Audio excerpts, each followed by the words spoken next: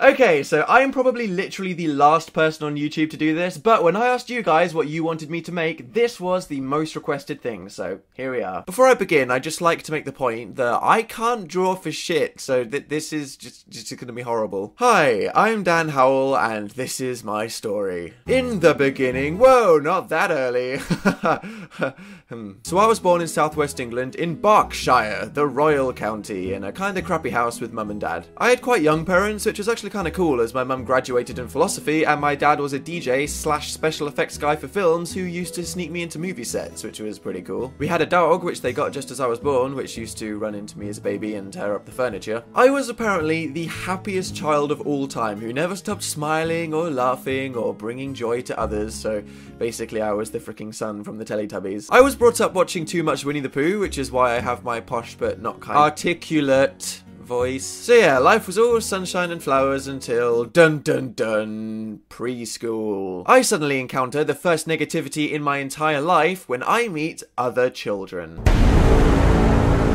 But it's okay, because the guy that pushed me over on my first day was obsessed with this girl who kissed me in the playground and said she wanted to marry me. And he cried, so lol. Too bad. I have memories of my dog finding a huge bone in the woods and me freaking out and doing a lot of traveling with my parents, which was amazing. But hey, who needs that when you have a PlayStation 1? Yeah! Suck it, universe. Crash Bandicoot and Final Fantasy characters could be my role models. From the age of 5, I supposedly expressed an interest in acting when I was cast in the lead role of Santa in the school's obviously satanic Christmas play. Yeah, I was one of those guys who actually joined the theatre club when I was about 8, so my parents decided to send me to a musical theatre school on Sundays, much to the horror of my Christian grandma. I went on my first proper date with a girl to the cinema who was scared by the movie we watched and cried for 2 hours before being picked up by her parents. Smooth moves, Dan. My mum then popped out a little brother, and before I knew it, it was time to go to secondary school. So hey, this is the part of the video where the music stops and it gets really sad, and I explained that sometimes it wasn't that great because the place was full of giant dickheads. Now, if my utterly friendly and joyful personality didn't help me out in preschool, it definitely didn't help me out here, as for some reason being nice was clearly a bad thing that needed to be punished. The thing was, I never retaliated to anything, which when I looked back I thought, man, I wish I just threw my shoe at that guy or made a classy your mum joke, but now I realise all these kids probably had shitty things happening in their life and I was kind of being the bigger person. So yeah, the joys of being a teenager. School, homework, family drama, friend drama, dog dies, hormones, fun, fun, fun. But guess what? Everybody had to deal with that kind of stuff, and like everyone says, it gets better. You just need to survive, and one day you'll be where I am, seeing that they're all unemployed burger flippers and unfriending them on Facebook.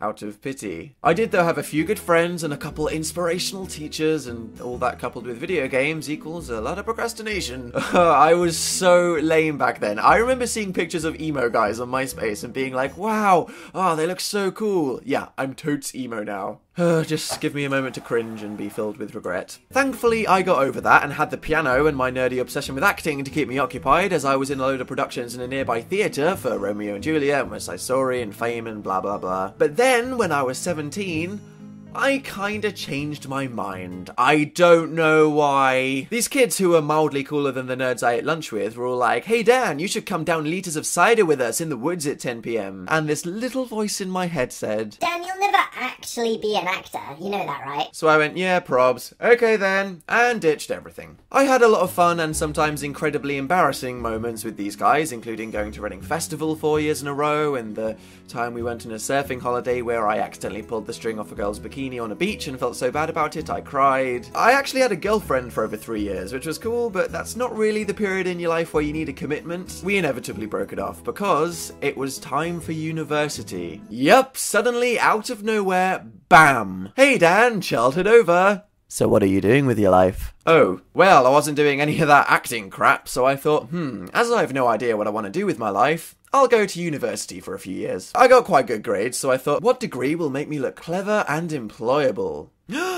Law.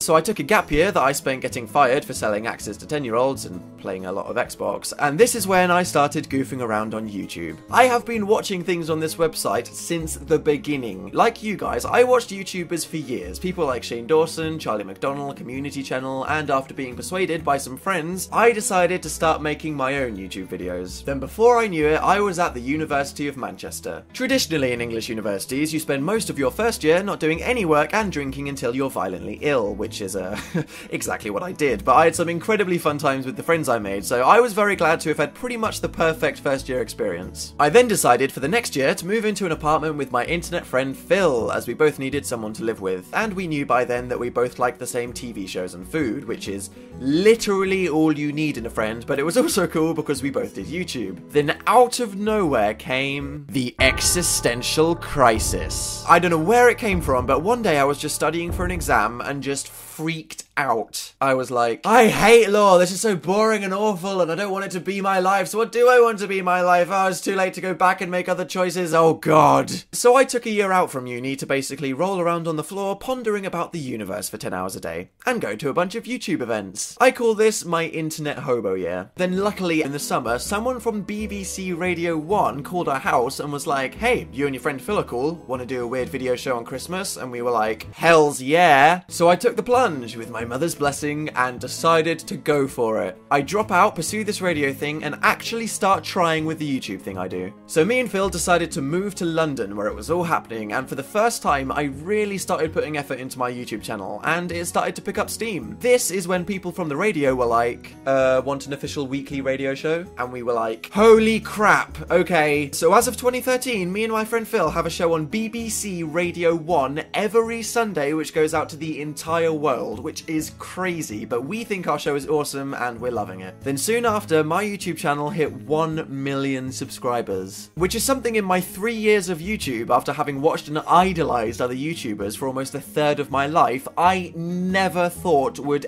ever happen, and I was basically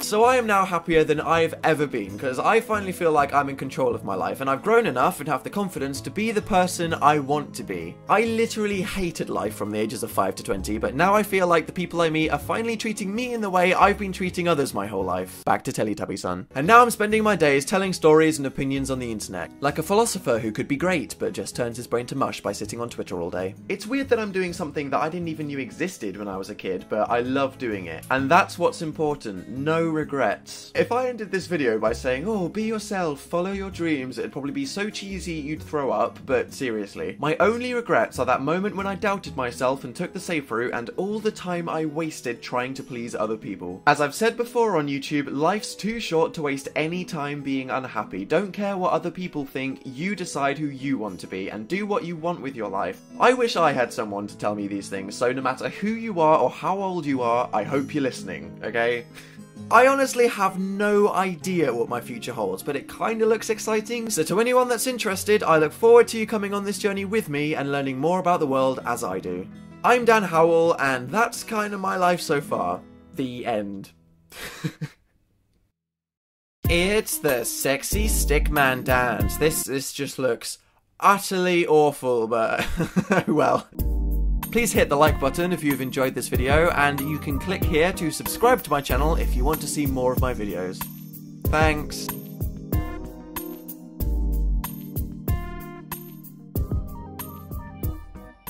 And seriously, look at my hand. You see that? That's what it's like to be left-handed all the time. Can you imagine writing essays with that? Yeah. Do you want to be me? No, I don't think so.